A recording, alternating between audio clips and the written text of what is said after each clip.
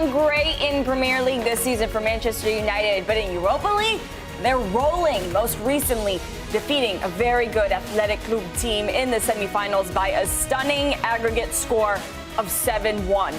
Now the stage is set for an all-English final. Manchester United taking on Tottenham Hotspur in the Europa League final next Wednesday, May 21st. Coverage on CBS Sports Network and Paramount Plus begins at 2 p.m. Eastern, with the match kicking off at 3 p.m. Eastern. Now our very own Guillem Balague spoke with Man U captain Bruno Fernandes yesterday, so take a listen. It feels like Bruno knows what he wants. He says it all the time. He knows what winning is, because he's obviously won. You also won. Is there a big gap still between what a winning side is and what you've got in your hands at the moment? We will see, because winning the Europa League shows a lot about the competitions that are the European competitions, where you have to play once in a while against a team that normally you don't know. And you have to have that urgency of scoring goals, of not conceding goals, because it will make a big difference at the end. In the Premier League, it's different because it's a lot of games to play. And you need to have that urgency from game one to the last one. Because if you don't have that in every game, in every single game, it's going to be tough. Because the Premier League is a completely different competition of all the other leagues. And the big thing in the Premier League is that the massive thing and the way you see football and why people enjoy it so much, the Premier League, and want to watch it, is because the last one can win the first one. And that's the good thing. And when you go to Europa League, we have that urgency that we think a team from Spain can beat us because they play good football. A team from France can beat us because they're very direct and very good on 1v1. A team from Portugal can beat us because they play well and they fight a lot, you know. And this lot of things that you think, you have to put it into the Premier League. And obviously, to become a winning team, you need to win every week. But obviously, our main focus for this game is just winning the game to lift the trophy.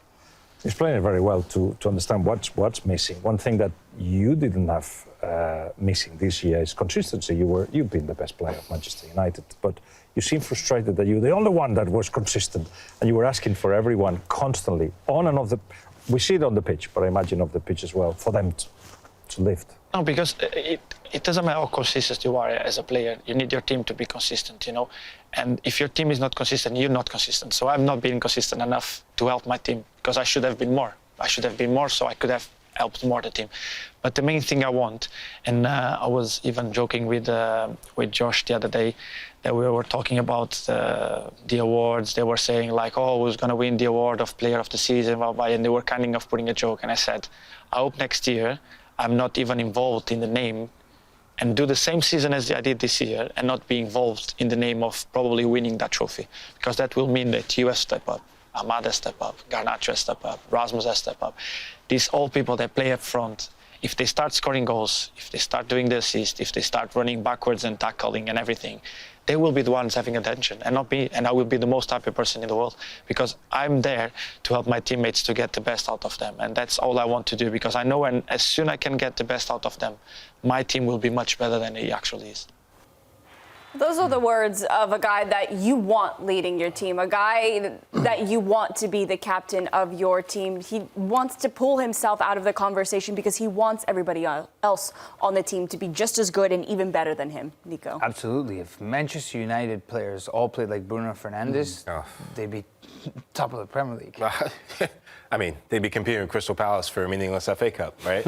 No, it's amazing, and I'm so glad that we're getting to see a different vantage point of Bruno Fernandes, because probably 4 months ago we were in the tabloids, reckless, not fit to be a captain.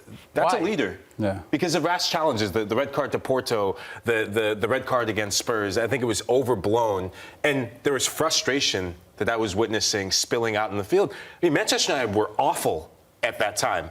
In the league, it hasn't been good, but this is a unique moment, and I think this could be one of those crucibles for the young players he named, right?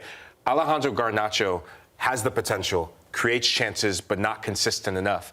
Amad Diallo could be the best thing to happen to Manchester United this season in terms of him coming back in time for a final.